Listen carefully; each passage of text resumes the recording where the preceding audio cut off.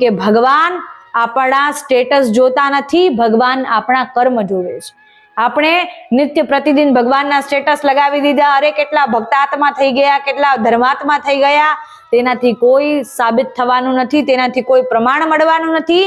માત્ર ભગવાનના સ્ટેટસ લગાવવાથી કંઈ થવાનું નથી. ભગવાન પ્રત્યે એવો ભાવ હોવો જરૂરી છે, કેમ કે ભગવાન આપણા વોટ્સએપ સ્ટેટસ નહીં, પરંતુ ભગવાન આપણા કર્મ જોવે છે. ભગવાન આપણા કર્મને જોવે છે. ચિંતા સંતાન હંતારો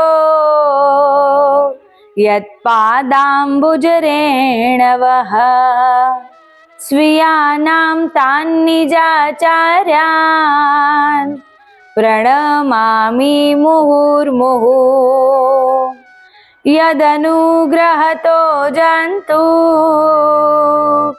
સર્વદુઃખાતિગો ભવે તમહં સર્વદા વંદે શ્રીમદ્વલ્લભનંદનમ અજ્ઞાનતિમિરાંધસ્ય જ્ઞાનાંજનશલાકયા ચક્ષુરુન્મિલિतं યેન તસ્મૈ શ્રી ગુરુવે નમઃ. નમામિ હૃદયે શેષે લીલાક્ષીરાબ્ધિશાયિનમ લક્ષ્મી સહસ્રલીલાભી સેવ્યમાનમ કલાનિધિમ ચતુર્ભિશ્ચ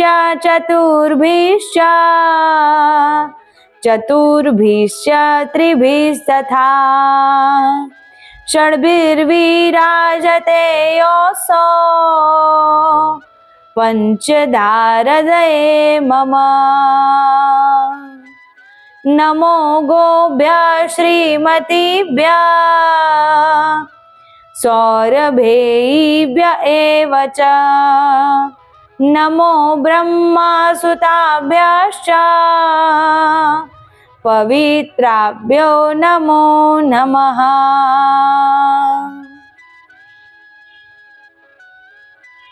સર્વદેવમય, સર્વતીર્થમય, સર્વ ઋષિમય, સર્વ ક્લેશહારિણી, સર્વ પિતૃતારિણી, સર્વ રોગ નાશિની, મુક્તિદાયિની ગૌ માતા કી જય.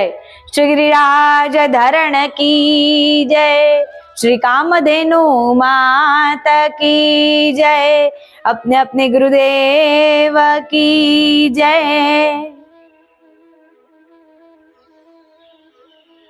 આજે એકાદશીનો શુભ દિવસ છે. શ્રી ગૌમાતાના શ્રી અંગમાં 33 કોટી દેવતાઓ સદૈવ નિવાસ કરે છે. એ 33 કોટી દેવતાઓને સાષ્ટાંગ દંડવત પ્રણામ કરીએ. નંદી બાબાના શ્રી ચરણોમાં 68 કોટી તીર્થ સદૈવ બિરાજમાન હોય છે. 68 કોટી તીર્થોના ચરણોમાં શીશ નમાવીએ. નંદી બાબાના અને ગૌમાતાના શ્રી ચરણોમાં આપણે નમન કરીએ. આજે આમલકી એકાદશી છે, જેને કુંજ એકાદશી પણ કહેવામાં આવે છે ને આમલકી એકાદશી પણ કહેવામાં આવે છે. આજની એકાદશી એ બધી એકાદશીઓમાંથી સૌથી વિશેષ અને મહત્વપૂર્ણ માનવામાં આવે છે, કેમ કે જે પણ મનુષ્ય આ આમલકી એકાદશીની વ્રત કથાને શ્રવણ કરે છે, વ્રતને ધારણ કરે છે અને વ્રતના દિવસે જાગરણ કરે છે, ફલાહાર લઈ આદિ ઉપવાસ કરે છે, એ મનુષ્યને 1000 ગૌદાનના પુણ્યની પ્રાપ્તિ થાય છે. આપણા શાસ્ત્રો આ વાતને કહે છે, ગ્રંથોમાં વર્ણન છે કે જે પણ મનુષ્ય આમલકી એકાદશીનું વ્રત ધારણ કરે છે એ મનુષ્યને તત્કાલ 1000 ગૌદાન કરવાનું પુણ્ય પ્રાપ્ત થઈ જાય છે. ઋષિ માંધાતા મહર્ષિ વશિષ્ઠને આ કથા વિશે પૂછી રહ્યા છે કે હે મહર્ષિ, આ આમલકી એકાદશી વ્રતની કથા શું છે અને આ વ્રત ધારણ કરવાથી મનુષ્યને કેવા પ્રકારના લાભ અને ફાયદાઓ પ્રાપ્ત થઈ શકે છે એ અમારા પર કૃપા કરો, અમને જણાવો. અમે જાણવા માટે ખૂબ ઉત્સુક છીએ.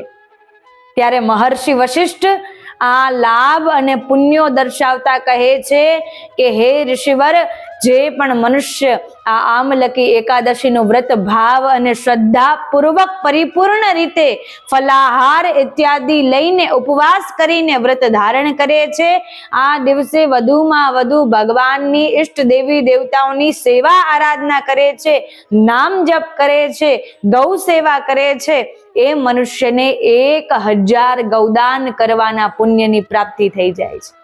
વિચાર કરો, મનુષ્યો પોતાના જીવનમાં 1 ગૌદાન કરવું હોય તો પણ કેટલા મહિનાઓથી વિચાર કરવો પડે, કેટલી ધનરાશિ એકત્રિત કરવી પડે, સુપાત્ર શોધવું પડે, ત્યારબાદ બ્રાહ્મણ શોધવા પડે, એ આપણને વિધિ વિધાન પૂર્વક ગૌદાન કરવાની વિધિ કરી આપે, ત્યારે છેક જઈને આપણને ગૌદાન કરવાનું પુણ્ય પ્રાપ્ત થઈ જાય છે.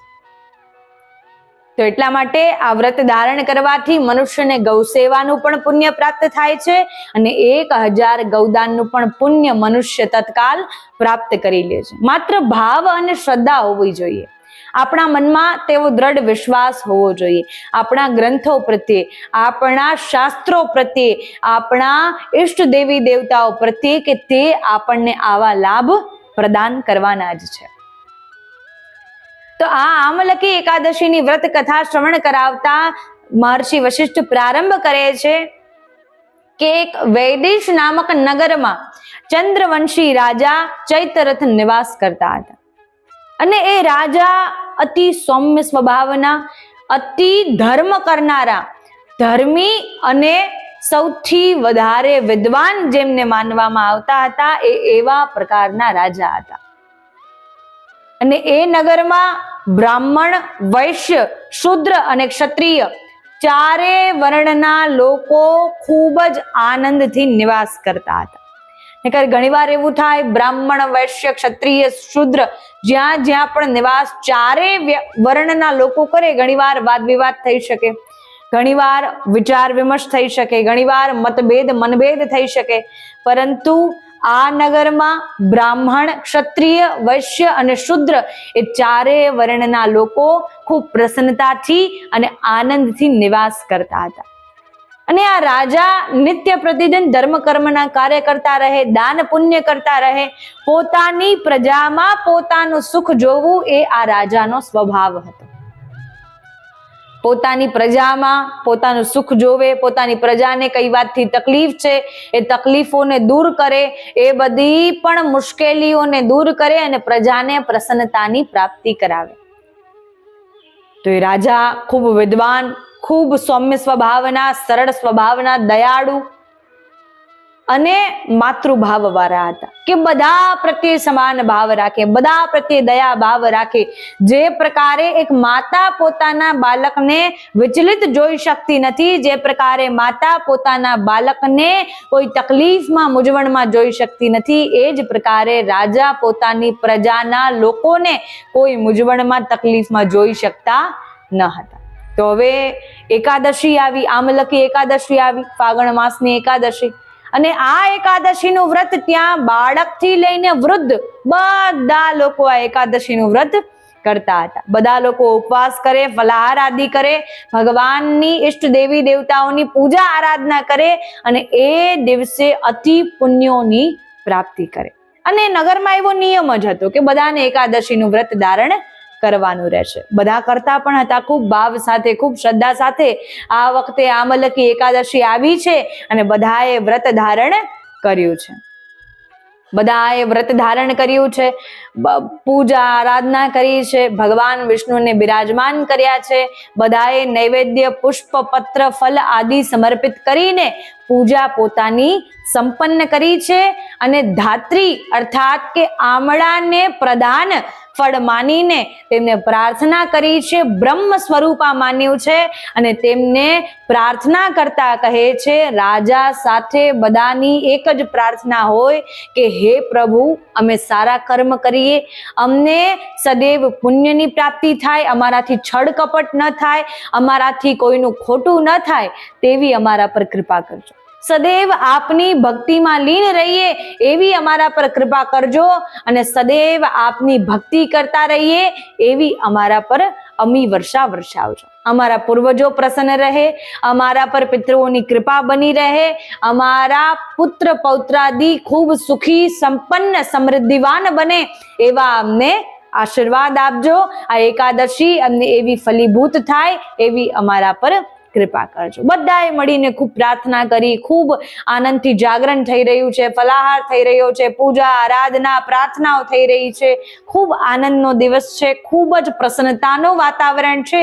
અને એ જ સમયે રાત્રિમાં જ્યારે જાગરણ થતું હોય, એ સમયે જ્યારે ભજન કીર્તન થતા હોય અને એ જ સમયે બહારના ગામમાંથી કોઈ એક વ્યક્તિ આવે છે. એ વ્યક્તિને આપણે બહેલીઓ પણ કહી શકીએ, અર્થાત કે જે પોતાના પરિવારનું પાલન પોષણ જીવ હત્યા કરીને કરે છે. એક એવો વ્યક્તિ ત્યાં આવે છે અને એ વ્યક્તિ ત્યાં એકાદશી વ્રત કથાને શ્રવણ કરે છે. એના કાનમાં એકાદશીની વ્રત કથા પડે છે, ત્યાંથી ચાલ્યો જતો હોય. હવે તેની ઈચ્છા થાય 5 મિનિટ બેસી લઈએ, આટલું ચાલીને આવ્યા છીએ, થાકી ગયા છીએ, તો ત્યાં તે બેસી જાય છે. એકાદશી વ્રત કથાનો વાતાવરણ છે, ત્યાં વ્રત કથા શ્રવણ કરાવવામાં આવી રહી છે, એક બાજુ ભજન કીર્તન ચાલી રહ્યા છે, એક બાજુ જાગરણનો દિવસ છે. આ બધું એક સાથે જોઈને તેની આત્મા તૃપ્ત થઈ જાય છે, તે ત્યાંથી ચાલ્યો જાય છે અને એ જ પ્રાતઃકાલના દિવસે સવારમાં તેની મૃત્યુ થઈ જાય છે. એની મૃત્યુ થઈ જાય છે. અને કેમ કે એકાદશી વ્રત કથાના શબ્દો, તેના વાક્યો તેના કર્ણોદ્વારમાં પડ્યા છે, તેના કાનથી એને શ્રવણ કર્યા છે, એટલા માટે તેનો ઉદ્ધાર થઈ જાય છે. તે જે યોનિમાં હોય ત્યાંથી તેનો ઉદ્ધાર થઈ જાય છે અને એક રાજા વિદુરથ નામના રાજાના ઘેર જન્મ લે છે. અહીંથી તો તેની મૃત્યુ થઈ ગઈ. હવે રાજા વિદુરથને ત્યાં જન્મ લે છે અને વસુરથ નામ એનું પાડવામાં આવે છે. તે બાળકનું નામ વસુરથ રાખવામાં આવે છે અને તે ત્યાં જન્મ લે છે. યુવાન બાળક છે અને ચતુરાંગીની સ્વભાવ છે, એવો કાંતિ ચંદ્ર જેવી તેની કાંતિ છે, સૂર્ય જેવું તેજ છે, ભગવાન વિષ્ણુ જેવી વીરતા છે અને પૃથ્વી જેવી જેમાં ક્ષમા છે. માત્ર એકાદશી વ્રતને શ્રવણ કરવાથી, તે વ્રત કથાને શ્રવણ કરવા માત્રથી તેની અભય કાંતિ જ પરિવર્તિત થઈ ગઈ છે. તેનો આખો જન્મ બદલાઈ ગયો છે, તેની યોની બદલાઈ ગઈ છે અને તેનો ઉદ્ધાર થઈ ગયો છે. એક બહેલિયાના રૂપમાં જે જીવ હત્યા કરીને પોતાના પરિવારનું પાલન પોષણ કરવું એ જ શ્રેષ્ઠ માનતો હતો, આજે એ જ વ્યક્તિનો જન્મ એકાદશી વ્રત કથા શ્રવણ કરવાથી રાજાના પુત્રના સ્વરૂપે થયો છે.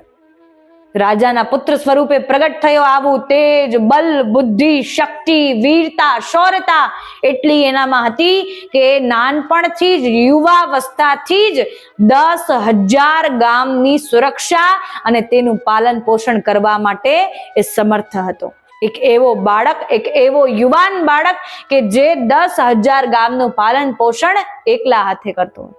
પ્રજા હોય, સેના હોય, બધા મદદગારીમાં હોય, પરંતુ બુદ્ધિ પોતાની, બલ પોતાનું, શક્તિ પોતાની, વીરતા, શૌર્યતા બધું પોતાનું, પોતાના પિતાએ જેટલું શીખવેલું હતું તેના પર આજે એ બાળક, આજે એ નવયુવાન 10,000 ગામનું પાલન પોષણ કરવા માટે સમર્થ બન્યો છે. હવે એક દિવસ એ રાજાનો પુત્ર અર્થાત વસુરથ, તે રાજા, હવે કેમ કે 10,000 ગામનું પાલન પોષણ કરે છે, એ પણ રાજા બની ગયો છે, પિતા વૃદ્ધ થયા છે, રાજ્યનો કારભાર બધો તેના માથે છે, એટલા માટે રાજા વસુરથ એક સમયે શિકાર ખેલવા માટે ગયા. વનમાં જાય છે શિકાર ખેલવા માટે અને ત્યાં દિશાહીન થઈ જાય છે, માર્ગ ભટકી જાય છે. માર્ગ શોધતા શોધતા એક વૃક્ષ નીચે પહોંચે છે અને ત્યાં તેમને નિંદર આવી જાય છે. ત્યાં તેમને નિદ્રા આવી જાય છે, ઊંઘમાં આવી જાય છે અને ત્યાં રાજા વસુરથ ત્યાં વૃક્ષના ઓટલે જઈને સૂઈ જાય છે અને એમને સૂતેલા જોઈને નદીમાંથી અનેક મ્લેચ્છો ત્યાં આવે છે. અને મ્લેચ્છોના શબ્દ હોય છે મારો મારો મારો. મ્લેચ્છો મારો મારો ની પુકાર કરતા કરતા દોડતા બધા રાજા વસુરથના સન્મુખ આવી પહોંચે છે અને રાજા વસુરથ પર અસ્ત્ર શસ્ત્રનો વાર કરવા લાગે છે, અસ્ત્ર શસ્ત્રથી પ્રહાર કરવા લાગે છે. અને કેમ કે રાજા વસુરથના એકાદશી શ્રવણ કરવાના પુણ્યો તેટલા વધારે હતા, એ પુણ્યો એટલા અધિકથી અધિક વધી ગયા હતા કે કોઈ અસ્ત્ર શસ્ત્ર તેને કાંઈ બગાડી શકતું ન હતું. અને ઉલટાનું એ અસ્ત્ર શસ્ત્ર જે મ્લેચ્છો તેના પર પ્રહાર કરી રહ્યા હતા એ જ અસ્ત્ર શસ્ત્ર તેના પર પાછા વળી રહ્યા હતા અને એ ધીરે ધીરે બધા મૃત્યુ પામતા હતા. એ બધાની વાણી એવી હતી કે આજ એ રાજા છે જેને અમારા પુત્ર પૌત્ર આદિના વધ કર્યા છે, જેને અમારા વંશનો નાશ કર્યો છે, અમે આ રાજાની હત્યા કરી નાખશું. બધાના મનમાં તેવો રોષ, તેવો દ્વેષ ભાવ, તેવો ક્રોધ, અને તે કારણે તે રાજાને મારવા માટે આવ્યા હતા. પરંતુ રાજાના પુણ્ય બળ એટલા અધિક શક્તિશાળી હતા કે કોઈ અસ્ત્ર શસ્ત્ર તેમને સ્પર્શ કરી શક્યું ન હતું. હવે રાજા અત્યારે જ્યારે પણ આ દ્રશ્ય ચાલી રહ્યું હોય, જ્યારે એ અસ્ત્ર શસ્ત્ર મ્લેચ્છો પર ઉલટા વળી રહ્યા હોય, ત્યારે એ રાજા એક અતિ સૌમ્યવાન સ્ત્રી સ્વરૂપે પરિવર્તિત થઈ જાય છે. એ રાજા વસુરથ સ્ત્રી સ્વરૂપે પરિવર્તિત થઈ જાય છે. આંખો લાલ લાલ તેના નેત્ર જોવા મળે છે, આખું લાલ લાલ તેનું મુખ જોવા મળે છે, હાથોમાંથી અગ્નિ વહે છે, મુખમાંથી અગ્નિ વહે છે, જાણે સાક્ષાત કાળ તેના સન્મુખ ઊભો હોય મ્લેચ્છોને તેવું પ્રતીત થઈ રહ્યું છે. એટલા માટે અડધા ડરીને ભાગી જાય છે, અડધાની ત્યાં ને ત્યાં મૃત્યુ થઈ જાય છે. એ અસ્ત્ર શસ્ત્ર જેનાથી પ્રહાર કરી રહ્યા હતા તેનાથી તેમની મૃત્યુ થઈ જાય છે. હવે કેમ કે આ એકાદશી વ્રત કથા શ્રવણનો પ્રભાવ જ છે. હવે જ્યારે ફરી પુનઃ રાજા વસુરથ પોતાના વાસ્તવિક સ્વરૂપમાં પરિવર્તિત થાય છે ત્યારે ફરી એ વૃક્ષની નીચે ઓટલા પર ત્યાં સૂતેલા હોય છે અને જ્યારે જાગે છે, જાગીને જુએ છે કે આટલા બધા લોકોનું વધ કોને કર્યું હશે, આટલા બધા લોકોની મૃત્યુ અહીંયા કઈ પ્રકારે થઈ ગઈ, આટલા બધા લોકોને અચાનક શું થઈ ગયું, અને આટલા મનમાં પ્રશ્નો આવતા જ હોય છે. ત્યાં ઉપરથી આકાશવાણી થાય છે. ત્યાં તેમને આકાશવાણી સંભળાય છે, ભગવાન વિષ્ણુનો નાદ સંભળાય છે, તેમની ધ્વનિ સંભળાય છે કે હે રાજન, આ આપની એકાદશી વ્રત કથા શ્રવણ કરવાની ભાવના અને આપનો શુદ્ધ ભાવ જ છે કે જે આજે આપને બચાવી લાવ્યો છે, કે જે આજે આપની સુરક્ષા કરી રહ્યો છે.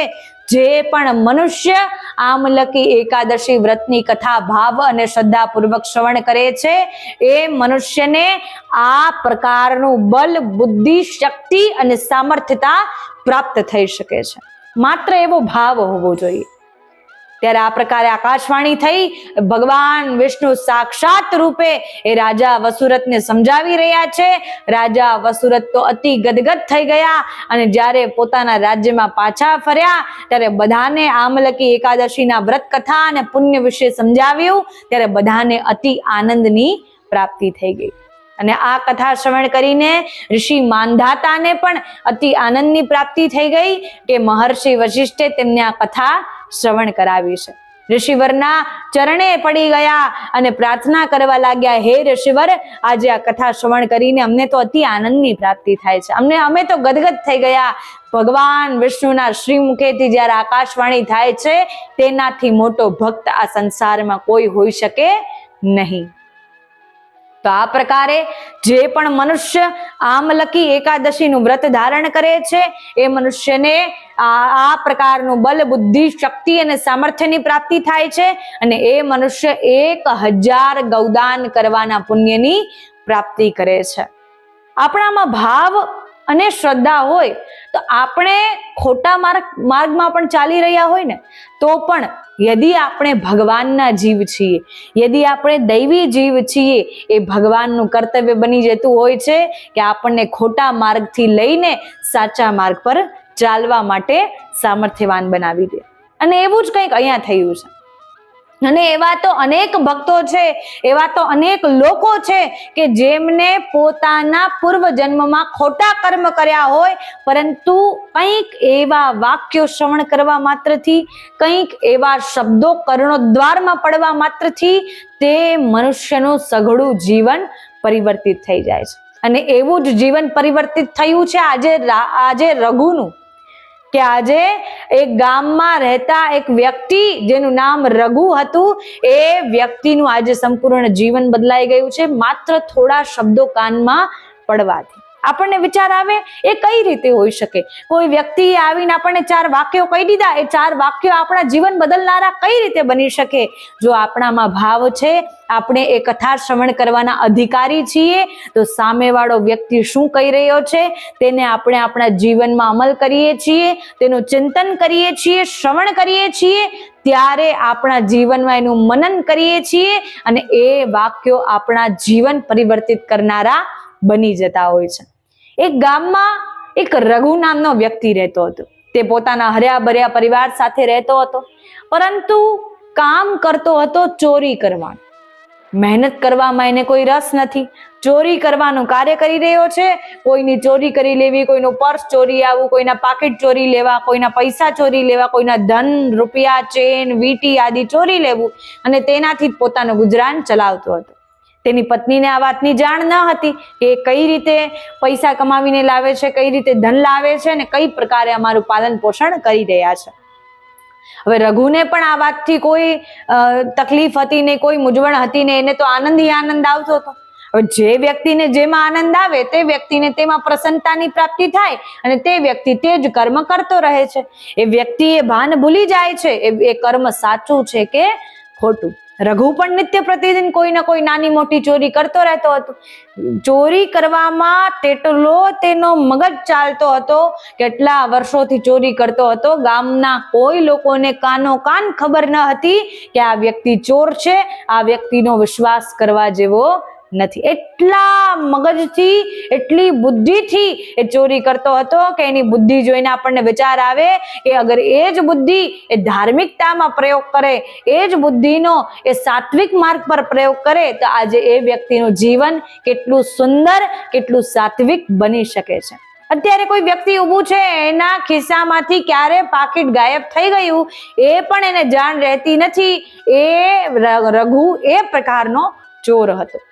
હવે કેમ કે ચોરી કરે છે, નિત્ય પ્રતિદિન એ બધાને આસપાસ લોકોને ગોતતો રહે છે, કોની ચોરી કરું, કોનામાંથી કઈ વસ્તુ લઈ લઉં, તો તેનામાં તેવા સદૈવ મનોભાવ પ્રગટ થાય છે. એક દિવસે ચોરી કરવાના વિચારથી ઘરથી બહાર નીકળો અને માર્ગ પરથી જતો હતો.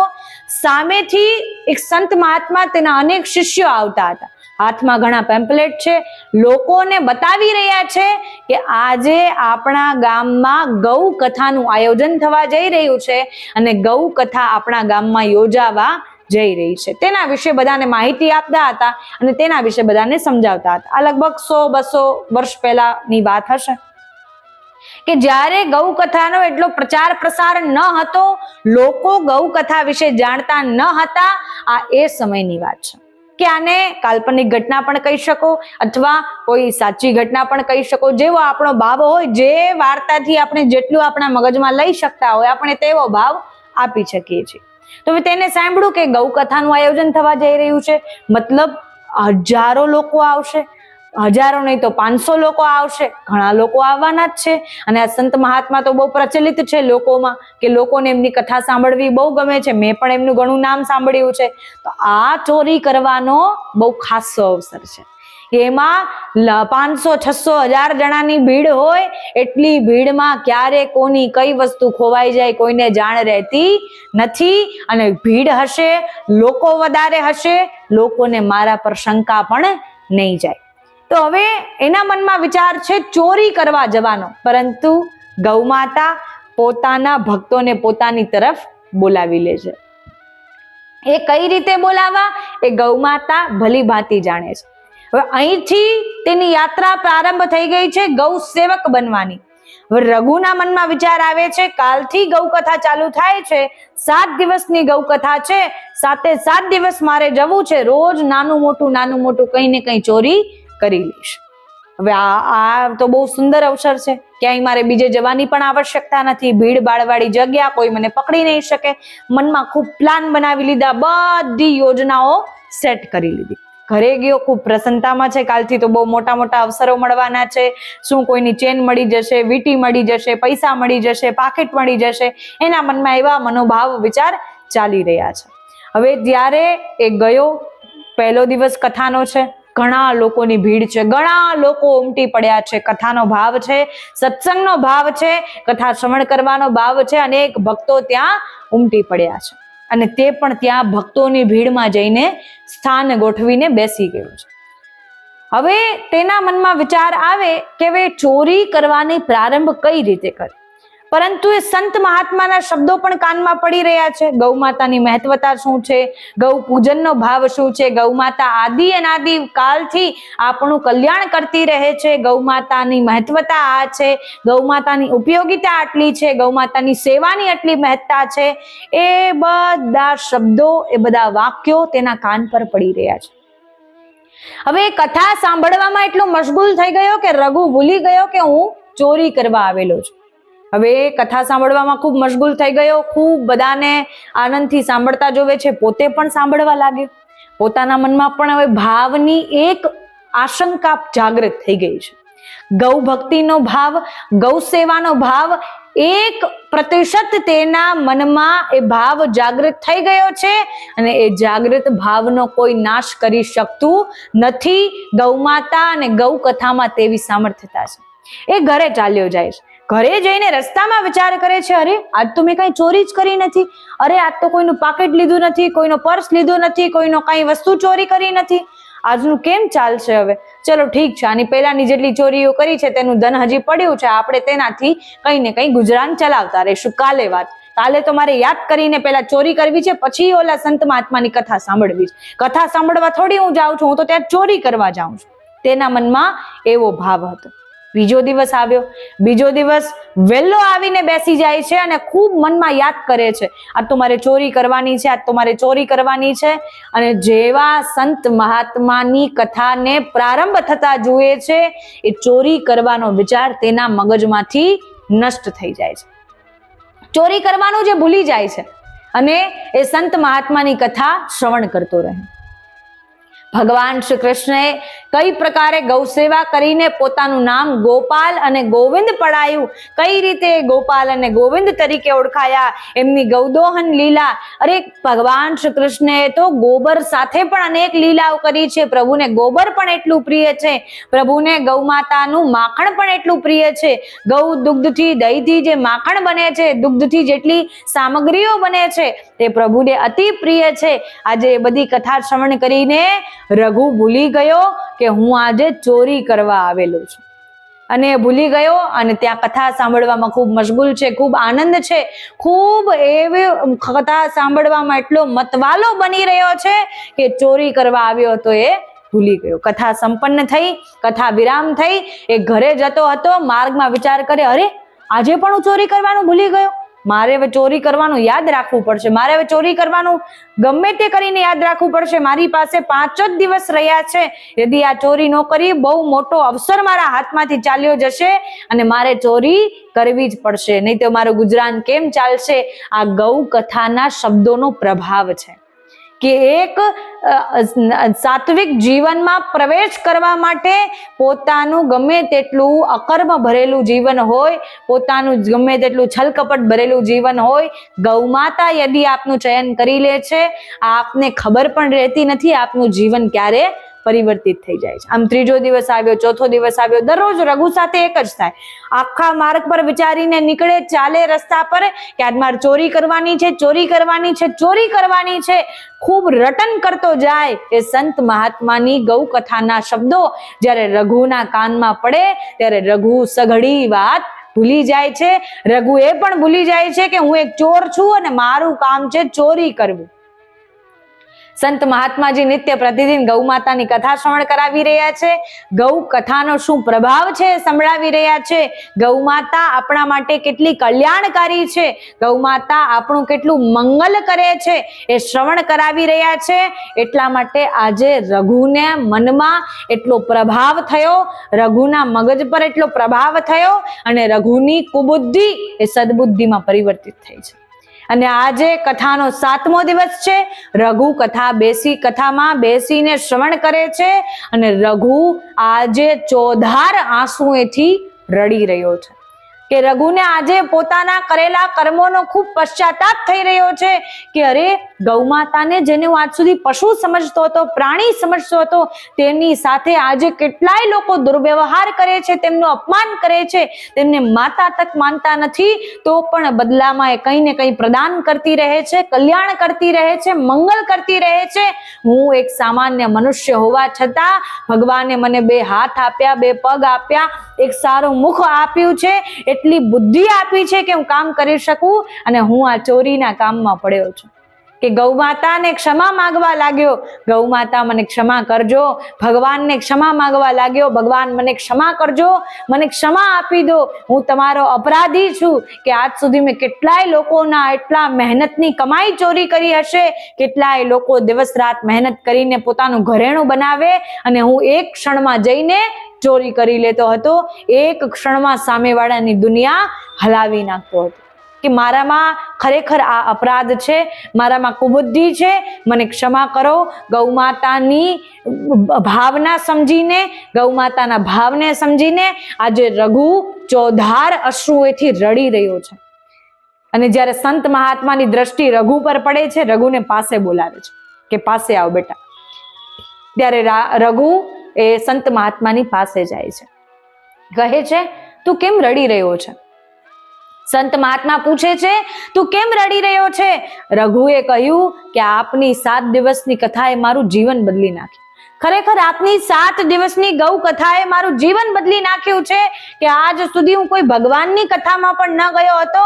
આ તો મારી કેવી બુદ્ધિ ફરી કે મને વિચાર આવ્યો ગૌ માતા તો એક પ્રાણી છે, એક પશુ છે, એની કથામાં શું લઈ લેવાનું હશે? હું ચોરી કરવાની ભાવનાથી આપની કથામાં આવ્યો હતો, મારી ભાવના ચોરી કરવાની હતી, પરંતુ સાચું કહું છું આ 7 દિવસમાં મેં કોઈનું કાંઈ ચોરી કર્યું નથી. તેના મનમાં ભાવ જોઈને એ સંત મહાત્મા પણ અતિ પ્રસન્ન થયા કે આ પ્રકારે યદિ મારી કથા એક વ્યક્તિનું પણ જીવન બદલી શકતી હોય તો એ જ મારી સફળતાનું કારણ છે, એ જ મારી ગૌ ભક્તિ છે અને એ જ મારી ગૌ માતા પ્રત્યેની ભાવના અને ગૌ માતાની સેવાનો પ્રભાવ છે. એવી ગૌ સેવા અથવા એવી ગૌ કથા શ્રવણનો શો લાભ કે જે કોઈનું જીવન બદલી ન શકે. ત્યારથી રઘુનું જીવન બદલાઈ ગયું. ગૌ કથાના 7મા દિવસે, કથાના પૂર્ણાહુતિના દિવસે, કથાના વિરામના દિવસે રઘુએ પોતાને અને ભગવાનને તેવી પ્રાર્થના કરી અને તેવું વચન આપ્યું કે આજ પછી હું ચોરી કરીશ નહીં. તે દિવસથી તેને નોકરી શોધવાનું પ્રારંભ કરી દીધું અને નોકરી શોધવાના 3જા જ દિવસે તેને એક નોકરી મળી જાય છે, સારી જોબ મળી જાય છે અને રઘુ ત્યાં જઈને નોકરી કરવા લાગે છે. ઘણીવાર એકલા એમાં મનમાં વિચાર કરે કે મારું જીવન શું હતું ને આજે હું શું થઈ ગયો છું, કે મારું જીવન શું હતું, હું ચોરી કરીને કેટલી કરી લેત અને એ જ ચોરીના પૈસાથી મારા બાળકોનું હું ઉછેર કરી રહ્યો હતો, એ જ ચોરીના ધનથી હું એટલો પ્રસન્ન મદમસ્ત હતો કે મને એ વાતની ભાન જ ન હતી કે કોઈ સાથે છલકપટ કરીને કોઈનો 1 રૂપિયો લાવીને મારું કલ્યાણ ક્યારેય થવાનું નથી. અને એ સત્યતા છે. જ્યારે અનીતિનો 1 રૂપિયો આપ આપના ઘરમાં લાવશો, નીતિનો 100 રૂપિયા ક્યારે આપના ઘરમાંથી ચાલ્યો જશે આપને પણ ભાન રહેશે નહીં. એટલે બને તેટલું આપણે આપણા કર્મને જાણીએ, આપના કર્મને જોઈએ, આપણે કેવા કર્મથી રહીએ છીએ તે જોઈએ. કેમ કે ભગવાન આપણા સ્ટેટસ જોતા નથી, ભગવાન આપણા કર્મ જોવે છે. આપણે નિત્ય પ્રતિદિન ભગવાનના સ્ટેટસ લગાવી દીધા, અરે કેટલા ભક્તાત્મા થઈ ગયા, કેટલા ધર્માત્મા થઈ ગયા, તેનાથી કોઈ સાબિત થવાનું નથી, તેનાથી કોઈ પ્રમાણ મળવાનું નથી. માત્ર ભગવાનના સ્ટેટસ લગાવવાથી કંઈ થવાનું નથી. ભગવાન પ્રત્યે એવો ભાવ હોવો જરૂરી છે, કેમ કે ભગવાન આપણા વોટ્સએપ સ્ટેટસ નહીં, પરંતુ ભગવાન આપણા કર્મ જોવે છે. ભગવાન આપણા કર્મને જોવે છે કે જ્યારે આપણે વોટ્સએપ સ્ટેટસ લગાવીએ છીએ, આપણા મનમાં એવો ભાવ, અચ્છા આ એ જોયું, અચ્છા આ એ જોયું, પહેલા એ જોયું, બીજા એ જોયું, ત્રીજા એ જોયું, પરંતુ મનુષ્ય કર્મ કરતા પહેલા કેમ નથી જોતો કે મારો આ કર્મ મારા ભગવાન જોવે છે, કે મારું આ કર્મ મારા ભગવાન જોઈ રહ્યા છે, જેને મને બનાવ્યો છે. આ મારા ભગવાનની લાજ મારે રાખવી જોઈએ, મારા ઈષ્ટ દેવી દેવતાઓની લાજ મારે રાખવી જોઈએ કે મારા ભગવાન જ્યારે જોશે એમને કેટલી પીડા થશે, એમને કેટલું દુઃખ થશે. તો આ જ પ્રકારે આપણે આપણા કર્મને જાણીએ, સત્કર્મ કરતા રહીએ. દૈવી જીવ રૂપે આપણે પ્રગટ થયા છીએ, ગૌ ભક્ત રૂપે પ્રગટ થયા છીએ, આપણા ઈષ્ટ દેવી દેવતાના ભક્ત સ્વરૂપે પ્રગટ થયા છીએ. તેમની આરાધના સેવા કરતા રહીએ અને તેમને જેમની આરાધના કરી છે અર્થાત ગૌ માતાની પણ સેવા કરતા રહીએ. અને આ જ પ્રકારે જે પ્રકારે આમલકી એકાદશી વ્રત કથા સાંભળીને એ બહેલીઓ અર્થાત જીવ હત્યારો એક રાજાના પુત્રના રૂપમાં આટલો તેજ પ્રતાપી કાંતિવાન તરીકે પ્રગટ થઈ શકે છે માત્ર કથાના કંઈક એવા વાક્યો શ્રવણ કરવાથી. આ રઘુ નામક ચોર કે જે પોતાના જીવનભરમાં ચોરી કરતો આવ્યો છે, છલ કપટ કરતો આવ્યો છે, દુષ્કર્મ કરતો આવ્યો છે, એ વ્યક્તિને 7 દિવસ માત્ર ગૌ કથા શ્રવણ કરવામાં આવે છે. એ વ્યક્તિ ગૌ માતાની કથા શ્રવણ કરે છે, 7 દિવસમાં ગૌ માતા એ વ્યક્તિનું સંપૂર્ણ જીવન પરિવર્તિત કરી નાખે છે. આ જ પ્રકારે મનમાં ભાવ હોવો જોઈએ, કથા શ્રવણ કરવાનો ભાવ હોય તો આપણને ફલ અવશ્ય પ્રાપ્ત થઈ જાય છે. આ જ પ્રકારે ગૌ માતાની સેવા કરતા રહીએ. જે પણ જીવ, જે પણ મનુષ્ય આમલકી એકાદશી વ્રત કથા અને ગૌ કથાને શ્રવણ કરતો રહે છે તેને 1000 ગૌદાનનું પુણ્ય પ્રાપ્ત થાય છે અને તે પોતાના જીવનમાં અધિક સહસ્ત્ર ગણા પુણ્યોની પ્રાપ્તિ કરે છે. જે મનુષ્ય ગૌ કથા શ્રવણ કરે છે, શ્રવણ કરાવે છે, તેને અધિકથી અધિક સહસ્ત્ર ગણા પુણ્યોની પ્રાપ્તિ થાય છે. ગૌ માતા અવશ્ય આપનું કલ્યાણ કરશે. ગૌ માતાની સેવા કરતા રહો. ગૌ માતાની સેવા માટે અનેક ભક્તોને પણ પ્રેરિત કરો. ગૌ માતાની સેવાથી આપને સર્વ સુખની પ્રાપ્તિ થશે. જય શ્રી કૃષ્ણ, જય ગિરિરાજ. બોલ શ્રી ગિરિરાજ ધરણ કી જય, શ્રી કામધેनु માતા કી જય, સુરભી માતા કી જય હો.